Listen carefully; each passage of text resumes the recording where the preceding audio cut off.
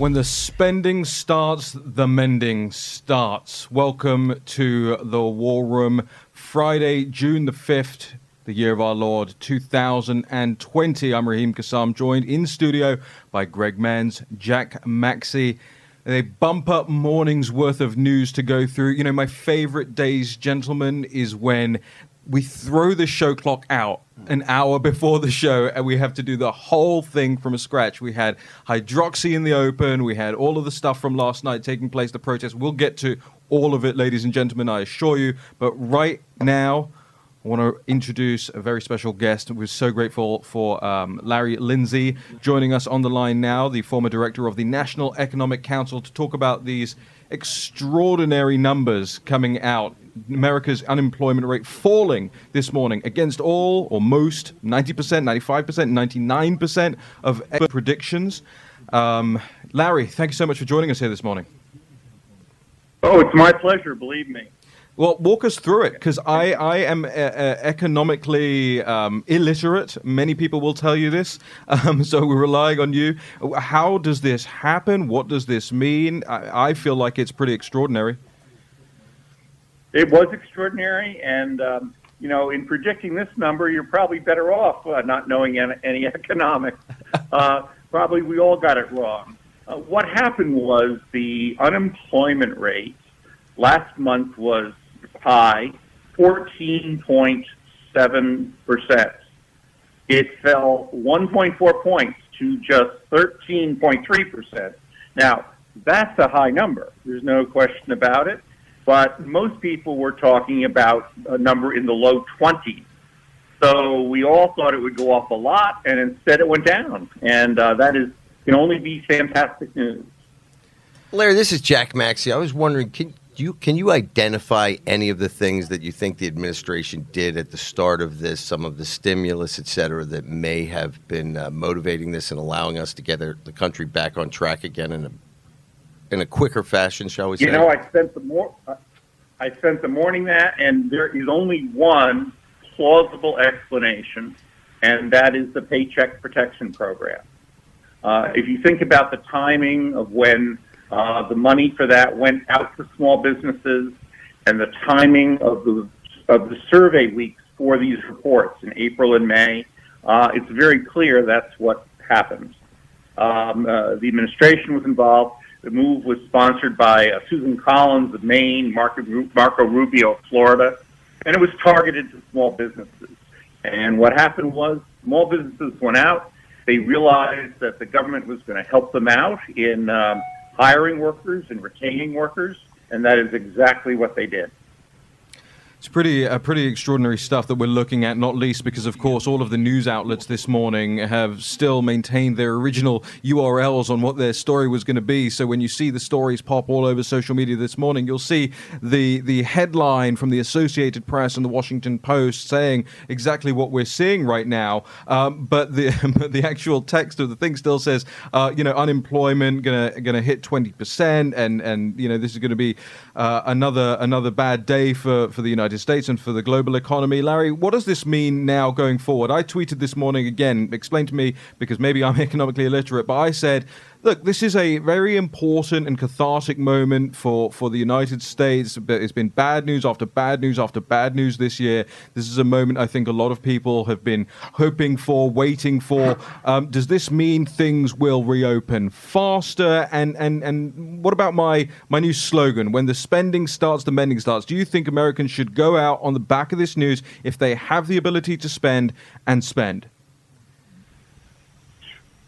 Well, it is extraordinarily good news, and like most people should, I simply don't believe what I read in the newspapers, and this is just confirmation of that. Yes, I think they should, and frankly, I think they already are. The anecdotal reports from states that are largely open right now are extremely, extremely positive.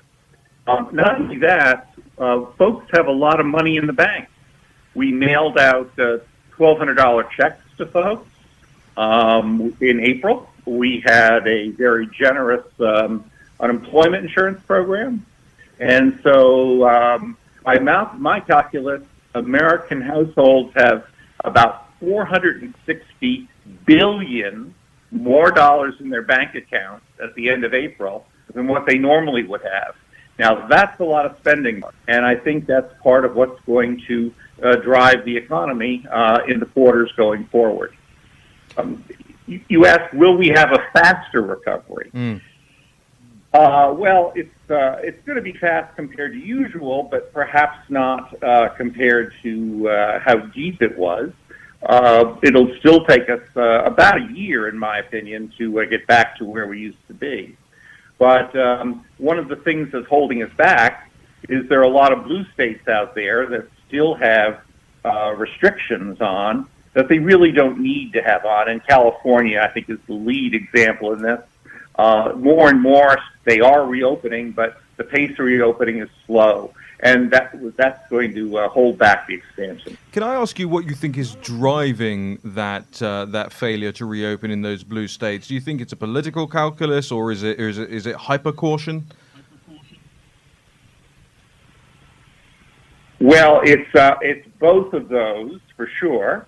There's also some places, and I'm going to give New York as an example, is going to have a real problem no matter what, because when you commute by subway and have to take an elevator to your office, and so do hundreds of thousands of other people have to get on that elevator, social distancing is a bit of a challenge.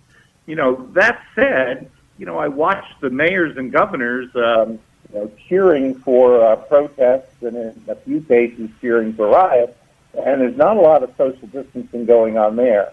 So, that sort of backs up this is a political calculation thesis. Larry, just while we've got you as well, I wanted to ask you, the president is due to give a press conference very shortly. We're going to be monitoring that live here on War Room Pandemic, bringing all the news to the audience. I realize after this morning, predictions are looking more and more like a mugs game, but what would you expect him to say? Or maybe what would you say if you were up there this morning?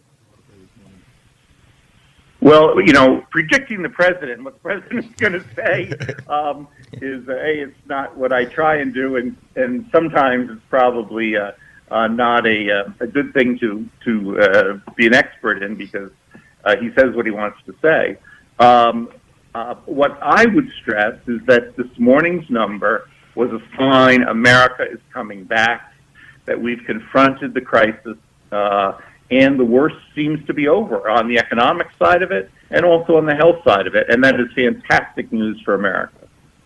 Larry, when I'm looking at these numbers, Jack Maxey here again, one thing that I found amazing when you look at how we estimate numbers, right? We look at the survey of the economists, and the average survey was 7.5 million job losses, and we add 2.5 million.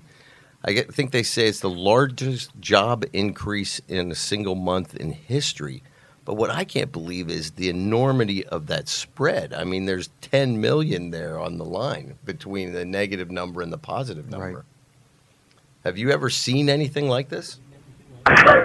No, and I'm one of those who was wrong. I'll admit it. The way I got my data was I looked at the weekly claims for unemployment insurance, and that suggested the larger number. What I think probably happened was there is often a delay. In fact, there by law is a delay in between when you get laid off and when you can go claim unemployment insurance.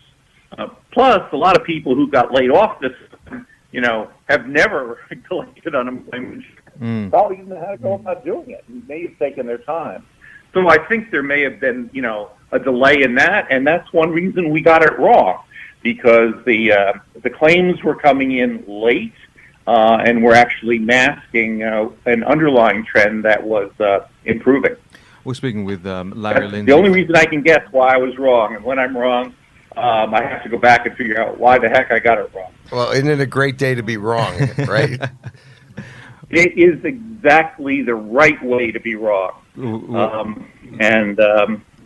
Yeah, it's just a wonderful day for America. Larry Lindsey, former director of the National Economic Council. Just before we let you go on what appearing to be a great day, at least a day that will see a lot of optimism out there, just tell us what, our audience is one of the most attentive and informed audiences out there. They don't just listen to the show. They go out afterwards. They read through all the show notes, all the links, all the books, everything like that that we talk about on the show, and deep dive into it, and critically tell us when we've got it wrong, and we're very appreciative for that. Just tell the audience what you're looking for, perhaps what they should be looking for in the weeks and maybe in the month going forward. Yes, I think the first thing to look for is going to be how much spending occurred during May. We won't know that until the end of June, but as far as a formal number goes, but it's likely to be better than we had thought as a result of this. The main thing, though, going forward is we should start seeing a drop in unemployment claims, and the best way for that to happen, frankly, is for governors who are still locking down their states to reopen them, because that's the way to do it. Let me just add why this is another reason why this is good. Last month, we saw a horrific decline in the number of people who were in the healthcare profession who were working. Massive, almost 10% decline in the number of people in the healthcare profession who were working. Now, that was happening in the middle of an epidemic, and that was caused by nothing more than governors' decisions to lock down. We can't be better off health-wise because of that. So I think the fact that we had a gain in May in the healthcare profession is a great sign, and it's a great sign that we're headed to probably a healthier country overall when you look at things that weren't done, whether it be heart checks, diabetes checks, blood pressure checks, mammograms, what have you. Those are what we gave up in order to be locked down. And those, in the long run, will prove to be very costly. But maybe we can all get back and get back to normal. Absolutely. Larry, just tell our audience where they can follow your work and your writings.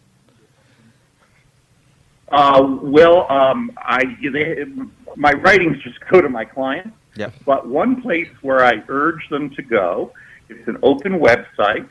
It's called therightfacts.org. Therightfacts, all one word, .org. They can Google it. We're at the top of the Google page for that.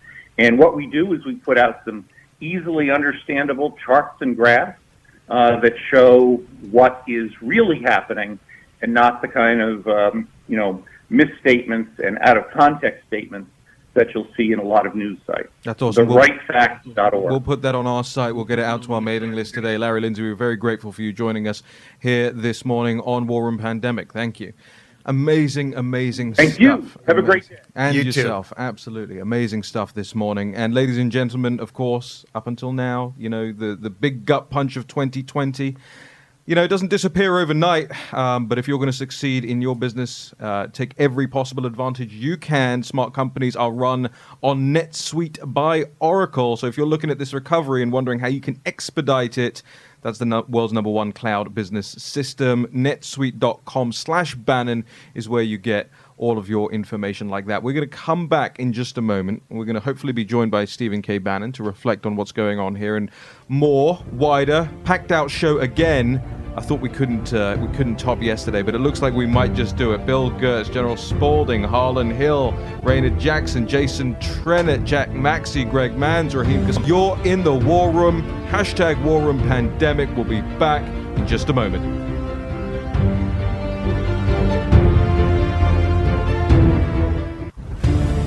War Room Pandemic with Stephen K. Bannon. The epidemic is a demon, and we cannot let this demon hide. War Room Pandemic. Here's your host, Stephen K. Bannon. It's not the war room, it's the steam room. It's the sauna here today on Capitol Hill, Friday, June the 5th, the year of our Lord 2020, as the jobs numbers stun the nation. And I imagine they're stunning Nancy Pelosi right now and stunning the left that thought that they were fomenting a summer of discontent out in the streets. Or maybe we'll have a summer of recovery in the economy, in the markets. Something, finally, gentlemen, to look forward to. Speaking of looking forward to things, Stephen K. Bannon's on the line. Steve, thanks for joining us here. thanks for having me. Great morning so far. Let's just figure out what these job numbers. I think what's amazing is that they were, even the administration. I think Hassett was out talking about a overall unemployment number could be as high as 23 to 25%. So this is terrific news. We got to get back to those numbers, find out where it heads. I think you guys are going to try to have Jason Trennert on in the second hour, but it's certainly good at fomenting the discontent, but they may have to have a roaring economy. And remember, President Trump's economy was a striver's economy. African American and Hispanic unemployment were at historic lows, and wages were starting to rise and really rise. So it's I think it's a terrific hat tip to President Trump and his economic policies. The PPP program, which was cash infusion from the Treasury to keep the to kind of bridge the economy, as we talked so much on pandemic, appears to have worked. I mean, we're not going to know this for a while, but it appears in the initial analysis to have done the job that we wanted to kind of bridge this economic chasm that the pandemic caused. And of course, I think you guys were talking with Larry Lindsey in the previous segment about spending.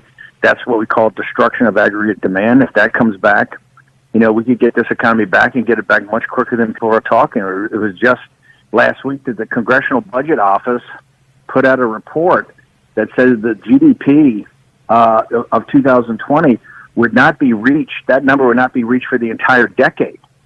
So this is actually, the preliminary reports are good news, and we'll just have to see how it plays out. Steve, what does this say about quote unquote expertise? Right, this battle we've been having about the experts now for years and years. It really came to a head in 2016 with Brexit and with the election of President Trump. I read the Market Watch app in the mornings, and I saw this morning when I woke up, millions of additional job losses in May could push U.S. unemployment rate up to 20%. Experts forecast 7.25 million jobs lost in May, and then boom, the next lead on the site, U.S. economy added 2.5 million jobs in May. Steve.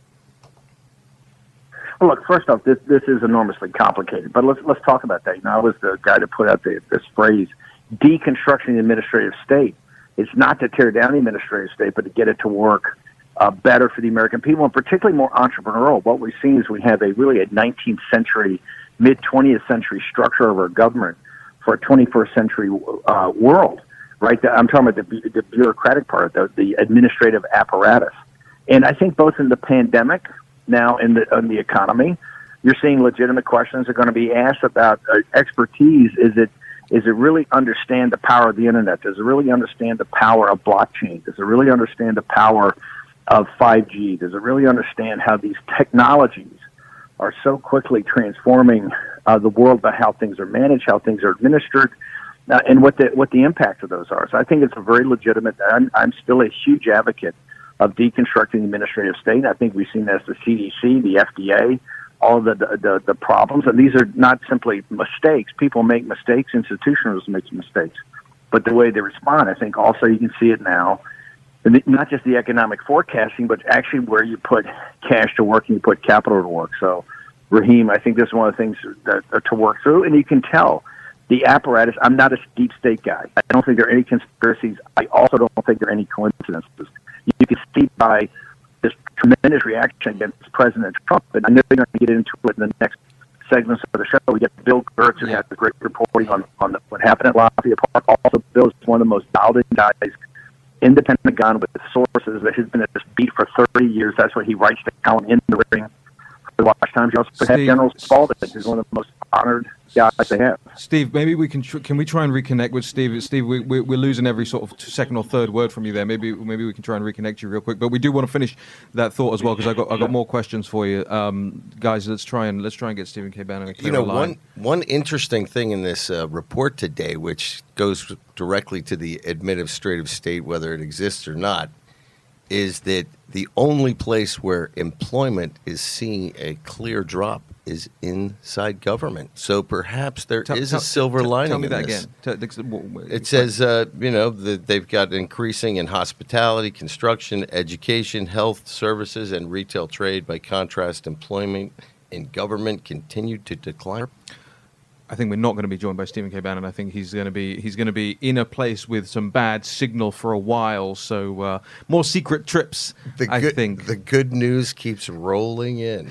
But I know a lot of you out there are asking questions about the new project that Steve has been working on the last couple of days, and it's actually been going on for weeks, if not months.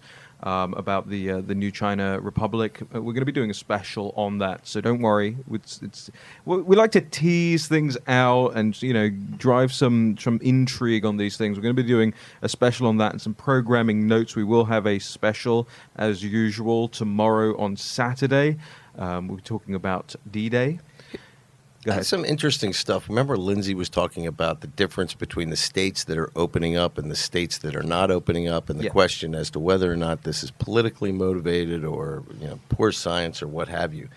There's an article out of San Francisco today about 2 California counties that opened up in May and just said, forget it. We are not going to stop. Yuba and Sutter counties. Now, Yuba and Sutter counties were said to be, Newsom said they're making a big mistake. They're putting their public at risk, and they're putting our progress at risk. Now, it's been a full month since they opened up, and the 2 counties together have 175,000 people. They went from 50 coronavirus cases all the way up to 79, but the death toll still remains at 3. They haven't lost any more people. And I think one thing that we've been talking about, Raheem, you've got millions of people out in the street today, no social distancing. Nobody is talking about the second wave of deaths across urban America because of this.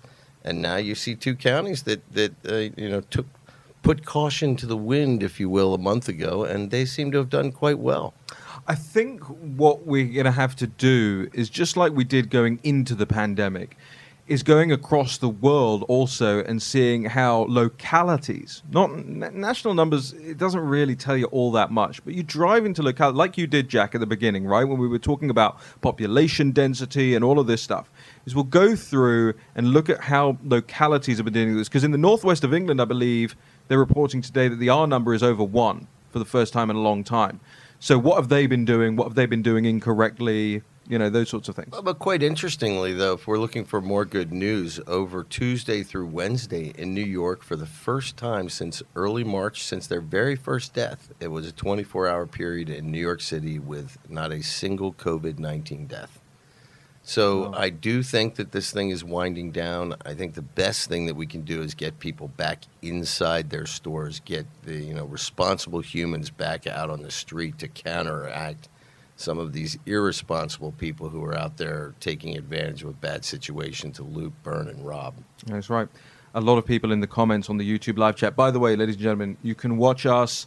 I know I didn't do that. I want the hot intro, not the soft intro. So let me give a shout out to our partners, America's Voice.News, the John Fredericks Radio Network, our local radio partners across the country, GTV, G News, Newsmax, where the some very high-profile people watch the Newsmax show in the evenings, packaged all up with some lovely B-roll, so you can catch up on the short version in the evenings as well.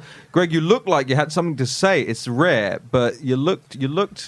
Well, I just think it's fascinating juxtaposition you're seeing. You've got the economy ready to roar. We're opening back up, and then what's going on in the streets. Just the juxtaposition of rule of law, law and order, versus the American spirit and American enterprise. Yeah. And this, by the way, all of this is not to say that there isn't still a crisis on the streets. What are we, the 9th day, the 10th day, I think, now, of these protests out there? We'll be getting to more of that as well. Everything that's taking place. There's supposed to be a massive march in Washington, D.C. in protest tomorrow. It's swelteringly hot here, at least for me, as somebody who grew up in London, which is 70% rain, a summer that lasts for about 3 days in August, and the summer, really, the hottest temperature it goes is about 75. So for me, I couldn't certainly stand out there all day long protesting, but these guys were out there last night in flash floods, thunderstorms, everything. I don't know if you guys were out in the wind last night. They listen, credit to them. They braved the elements last night, and they're going to brave the elements tomorrow. We've also heard about, we saw the moving scenes from George Floyd's funeral, and we've seen the family talking about big big demonstration that's going to be taking place in August as well. So this thing isn't going away. That's not what I'm saying. What I'm talking about is that there's reason for optimism, and there's also, if you're going to get party political about this, it is an election year after all, then the primary way I think conservatives, if you have the capability to support the president, support the economy, support the idea of a second term, is spend. The spending starts, the mending starts. And I want you to repeat that mantra to yourself. And it doesn't mean spending on Amazon. It doesn't mean buying some cheap Chinese tat. It means going out, if you've got a local store that's open near you, mom and pop business, people dying to get back to work, support those people, right? Absolutely. I mean, now more than ever, when the government chose the winners in Costco, you got to go back to mom and pop and show them that they still matter. War Room Pandemic is going to be back in just a moment. We've got Bill Gertz going to walk us through what's going on with the generals. What is going on with the generals? We'll be right back. War Room Pandemic.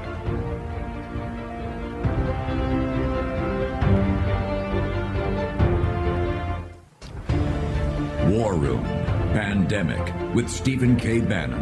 The epidemic is a demon, and we cannot let this demon hide. War Room Pandemic. Here's your host, Stephen K. Bannon. Stephen K. Bannon out on assignment. Jason Miller in recovery. So you're back in the War Room with Raheem Kassam, Jack Maxey, and Greg Manns. We're going to flip right now. The President of the United States of America, ladies and gentlemen.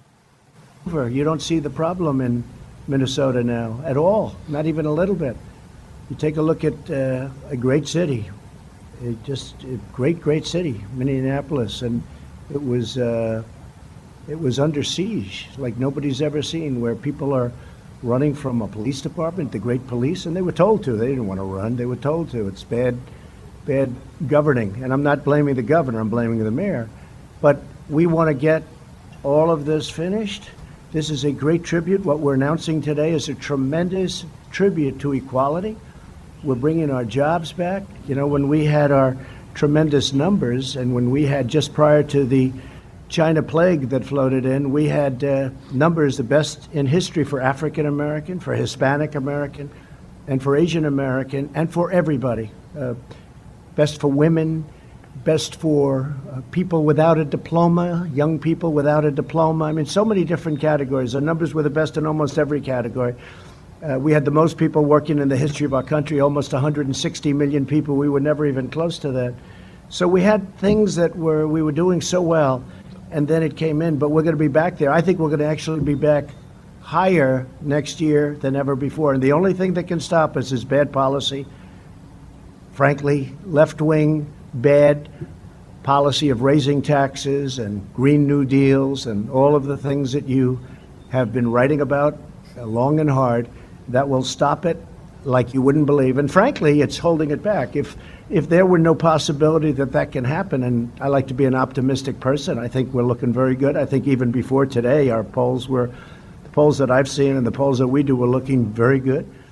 But if we didn't, that's the President of the United States speaking live from the White House right now, talking about what could stop the economic recovery that we're seeing, the first major green shoots of this morning. Just to recap very quickly for you, the prescription from the experts was that we would be over 20% unemployment today. Instead, unemployment falling to 13.3%, jobs numbers up. Jack, just hit us with that again. You said it was the highest single spike in history? Highest spike in a single month in history. And again, what makes me crazy is they thought we would lose 7.5. We gained 2.5. That's a 10 million human being spread. This is phenomenal. It's extraordinary stuff. We're delighted to be joined now by Bill Gertz. You all know Bill Gertz is a long-standing friend of the show. He's absolutely, one of the singular best and most reliable reporters out there.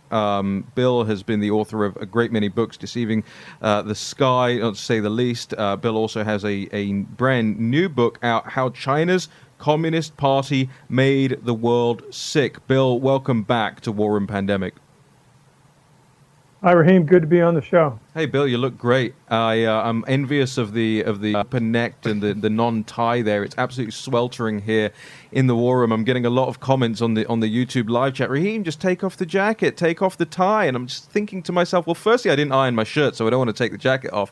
But secondly, I don't want to loosen the tie. Today feels like a formal day. Today feels like a significant day in history. And it feels like a significant day in history because, as Jack Maxey just reported, what a monstrous jobs report we had this morning, completely contrary to what the experts were saying, but also on the back of all of these riots and the protests, and indeed even on the back of some of President Trump's former cabinet members speaking out against him this week. You've got some intrigue on that, so let's start at the very top. After the Monday walk across Lafayette Square with the defense secretary in the background of President Trump, you started to see, or at least some of us started to believe, that perhaps Mark Esper was going a little bit wobbly. He had this person resign. It turned out that guy was a Democrat donor, massive one as well, but the media wouldn't tell people that. James Miller is what we're talking about. We had the story about that up on the National Pulse on Tuesday. And then you've also seen the criticisms from former. So General Mattis and perhaps one or two others have come out, and of course the media blanketing coverage of that all day. What is this all about? And should people really be concerned that these gentlemen are speaking out against the president at this time? Yeah, the issue right now is quelling the riots and arson that has been rampant around the country, interspersed with the protests. And basically, Esper came out in support of the president, walked across Lafayette Square, went to St. John's Church, and took a lot of heat for it. We heard from General Mattis came out at a really inappropriate time to be criticizing the president in the middle of a national crisis. I'm a kind of a fan of General Mattis, but I thought that was over the top. I didn't think he should have done that. Then the next day, you had Esper going out at the Pentagon and saying he was going to send back some of the active duty troops that the president ordered put in place. We have about 1,600 troops in the area, and that's basically a power move on the part of the president. So apparently Trump really got upset about that because it undercut his message. And his message was, listen, you governors and mayors, you get the situation under control, or we're going to send in the active duty military. And by Esper saying that, then the next day he reversed himself and said, no, we're waiting. We're going to keep some of these troops here.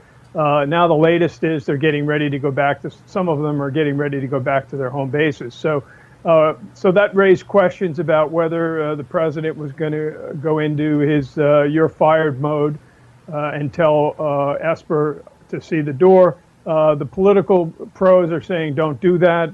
It's too close to the election. You don't want to have a new defense secretary come in, have to go through a Senate confirmation battle. So that's kind of where the situation is. I think the most recent thing was the president said last night that on Newsmax that he didn't think he was going to have to invoke the Insurrection Act. That's the act that allows the president to order active duty forces in to quell civil disturbances or riots. Bill, just hang on there for a second. I wonder if we can go back to the president for just a moment in the live stream, because he's been talking about China. He's been talking about the latest actions from the CCP. Can we take to the president? Sure. I don't know if that's going to happen. I'll let you know. We'll let you know. I think they want to get along very much with us. But we built a tremendous thing, a tremendous power platform. So when it got ill, when we had a problem, we were able to cut it off, stop it, just like this. Stop it. Keep everyone inside. Keep them together, away, uninfected. And we saved millions of lives. And now we're opening, and we're opening with a bang. And we've been talking about the V. This is better than a V. This is a rocket ship. This is far better than a V. A V is wonderful. A V is this. They were talking about, will it be a V, a U, an L? They had no idea. And I was watching one of the shows, and I have great respect for the people. And they said, will it be 9 million in job losses? Will it be... Just before this, what will be the number be? The president of the United States talking about China, talking about the Chinese plague, And really, this comes on the back of, and we were so grateful to have Bill Gertz on this as well, it comes on the back of the former MI6 chief, and we'll get to it in the second hour as well, Sir Richard Dearlove, actually saying that while it's unpopular, especially in Britain, where he gave this interview to the Telegraph, while it's unpopular to support President Trump and his approach to China, he does. And he thinks that the president actually has China correct. Bill, your thoughts on that? Well, sure. Yeah, I know the former MI6 director also came out and said that he believes that the coronavirus was manipulated in a lab, and it's based on some European study. I reported recently that a group of Australian scientists have come to a similar conclusion, that they said the infectability, the way that this virus is able to infect humans more than any other animal, is an indication that the Chinese may have manipulated into the lab. We don't know that. Again, we're still waiting for the Chinese to come clean. It's clear, though, that this virus probably leaked from a lab. And clearly the president is on the mark in trying to deal with China, and he has done he's made a revolutionary policy that has upset 40 years of unfettered engagement. That was ignoring China's human rights abuses, ignoring China's arms proliferation. They've sold nuclear technology and missile technology to our enemies. They sold ICBM launchers to North Korea, and there's been no penalty. And when there's no penalty, things just get worse. Well, the president has reversed that. The new policy is we want reciprocal relations. We're not going to stand by while you rip us off in cyber attacks and other university research theft and that kind of thing. He's done a remarkable job, and I think that as we get closer to the presidential election, I think that his benefits on China are going to really resonate with the American people, despite all of the opposition from his enemies. You know, Bill, one of the interesting things we've been talking about, the origins of this virus, and Sir Richard Dearlove, the head of MI6, one of the things that he said, which I thought was so incredible, he said the article was submitted to several prominent publications, and it was rejected after a period of sitting on it for 10 or 15 days. But he said, meanwhile, at the same time, several documents written by Chinese scientists were submitted and accepted within a 24-hour period. And he says, as this debate about the virus develops, I think all this material is going to be in print and is going to embarrass a number of people. I think let's suggest that the Chinese maybe have too much say in their journals and in what appears and what does not in these journals. I mean, it seems that their fingers are all the way across the world. Yeah, this is a huge problem. It's something that I'm looking into and working on a story eventually. It's how the Chinese government and party have manipulated the scientific communities around the world. And there's two ways to do that. One is through money. They're giving money to a lot of researchers. And the second is basically unregulated research. A lot of scientists love to go to China because they're allowed to do all kinds of wild research and unregulated research that most developed nations don't permit, whether it's genomes, basically genetic mutation work, those kinds of things, making pathogens more deadly, more lethal as part of their research. So they've managed, and they know how to use their influence. You know, this is one of the things that I've highlighted in my books, one of which is iWars, how the Chinese are able to influence the international community to support their domestic and international goals. Bill Gertz, where can the audience find more of your work and follow everything Bill Gertz? Sure, I got a website. It's Gertz File, the Gertz File, GERTZFILE. Twitter handle is @BillGertz. Fantastic stuff, Bill Gertz. Thank you so much for joining us here this morning on War Room Pandemic. I apologize for the jumping around this morning, but hey, breaking news is breaking news, and when the president speaks, we love to have the feed live Obviously, we threw out the entire show clock that I'd worked on. And here's the thing. I realize now yesterday I'm texting the group chat of all of us. Hey, who should we have on? What should we do? Nobody replies to me, by the way, until very early this morning. It's like, Raheem, whatever you've planned overnight, throw it out the window. We've got your new show clock right here. Well, it's all good news. The economy's up. People are getting back to work. Next segment, General Spaulding. Harlan Hill is in the house. War Room Pandemic will be right back.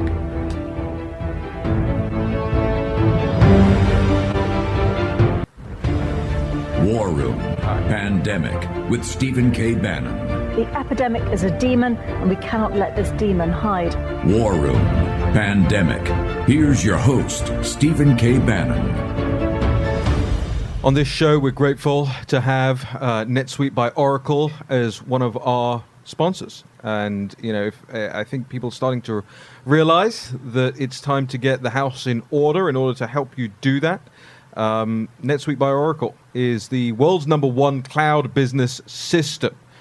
Gives you visibility and control over your HR and your e-commerce and your inventory and your financials all in one place. Whether you're doing thousands or hundreds of thousands of millions in sales, NetSuite lets you manage every penny with precision. You have the agility to compete with anybody from anywhere, right from your phone. So join over 20,000 companies who trust NetSuite to make it happen. NetSuite actually surveyed hundreds of business leaders and assembled a playbook of the top strategies they're using as America reopens for business. And what a reopen we were teased about with the new job numbers this morning. So go to netsuite.com/Bannon. Get your free guide, 7 actions businesses need to take now. And you can also schedule your free product tour. That's netsuite.com/Bannon, netsuite.com/Bannon. It's Friday, June the 5th. Remember this date, the year of our Lord, 2020. You're in the War Room. Greg Mans, Jack Maxey, Raheem Kassam, and now Harlan Hill. Harlan is the other side, the better half of the dynamic duo. You've seen Ryan Godusky on this show a number of times. Harlan Hill is the co-author of "They're Not Listening: How the Elites Created the Nationalist Populist Revolution." Some big endorsements on the back of this, Harlan. Ann Coulter, Michelle Malkin, J.D. Vance, all fantastic. So we're going to be going through this, and I especially like the acknowledgement section because my name is big and bold in there, and so it should be. You wouldn't have been able to write this book were it not for me. You have too much blackmail on me. That's why. We'll be getting to more with Harlan in the next hour as well. We're waiting for General Spaulding to join us on the line now as well. But let's do a little reset here because, gentlemen, there is a lot going on out there. It's easy to get distracted. The president was just up there. It's easy to get distracted by just the jobs numbers, but there is also so much going on out there in the world. You've got still these raging protests taking place. I don't think that's going away. I think the time and the resources and the effort is going in on the political left to make sure that this lasts all of summer. This is supposed to be the summer of discontent as far as the left is concerned, to drive President Trump's poll numbers down. And of course, we've seen the hype behind those recent poll numbers. Fox even pushing polls yesterday on their news shows that show the president in trouble in what some would regard as pretty safe red states. So, gentlemen, starting with Greg, your take on the last couple of days. What should we be looking for, and what's in? By the way, Greg, we got a lot of when you did speak up yesterday. We got a lot of compliments about your contribution. So you got to make. I appreciate that from the hashtag War Room Pandemic crowd and the YouTube community. I think we have to really be focused on unity now. We're reopening. We've obviously seen the protests and the riots, but unity is something that I really think Americans need to focus on. Okay, fine. But let me ask you this then. I don't mean to interrupt, but what I want to do is make you get more specific in this. Do you see, as the economy gets better, as jobs come back, do you see maybe the pressure valve being released a little bit off these protests? Well, the protests are going to continue on, I believe. But I think getting back to the... But will they be as big, is my question. I think the rioting, they're still going to try and capitalize off of this momentum that they've had. Yeah. So it might not be as large, but the intensity I still think is going to be there from the radical elements of this. Jack Maxey. I think we got to get people back out on the streets. I think when you have regular, strong American men and women out there going about their business, it does not create a safe environment for these chicken-chested, black-clad suburban kids who I hope really get a smackdown from the entire country. Their parents should be ashamed. There was a video out the other night of a African-American woman in New York complaining about these kids smashing and burning her neighborhood. And when she finishes her diatribe, you hear all these little white voices in the back. Oh, yeah, man, we're totally with you. After they've destroyed her neighborhood. I think this is appalling. And then I think the other side of the coin is we have evidence around the country that there are concerted robberies going on that are being that are using this environment to trash our economy and take advantage of people's pain. All these people need to be identified. The leftists running this program need to be identified. I am in 100% support of the Floyd family. I am not in support of the destruction of America on the back of that family's pain. We have a story up on the lead story on the nationalpulse.com right now. Antifa is obviously not a domestic terror threat. It's an international one. And that's one of the things that I think people are starting to wake up to. I keep ragging on him, and I don't know him at all, so forgive me. But Ken Cuccinelli goes on Lou Dobbs and says, hey, I'm not sure that Antifa's done anything internationally. Well, we go through on the National Pulse everywhere that Antifa has done things internationally, including members of the European Parliament holding up anti-fascist action flags in the European Parliamentary Chamber. So Berlin, Munich, Stuttgart, Vienna, Istanbul, Amsterdam, London, Salzburg, you name it, Paris. We had Jerome Riviere on yesterday. You name it, Antifa is smashing things up all across the world. So this has to be cracked down on now. Holland, you've been living the dream in downtown Washington, D.C. Tell us about that. It's almost unfathomable. An international, well-organized, well-funded terror organization has been able to nearly breach the barriers around the White House. They have looted and terrorized the city for days. And it took the president's intervention and deploying the National Guard from multiple states to come and bring order to the District of Columbia, the capital of our nation. And living in downtown Washington, D.C., at least for a few days there, felt like living in Baghdad. Every business is either abandoned, looted, or boarded up. You have checkpoints on corners asking you where you're going. Checkpoints manned by, either the Airborne or National Guard or different federal agencies. It's in my lifetime to see this happen to the nation's capital, let alone a major American city. And now the media is already starting to shift the blame for the president not addressing coronavirus as frequently as he had previously done. We've got 20 seconds left until the break. We'll come back. Yeah. Holland, you're going to have an extended run at it when we come back. This is War Room Pandemic. Make sure you stick around. You're on the YouTube live stream. Go to the Citizens of the American Republic page on YouTube. Hit subscribe. Make sure you jump into the next live stream. We flip live streams for some reason. Can't get that sorted out. We'll be right back. War Room Pandemic in just a moment.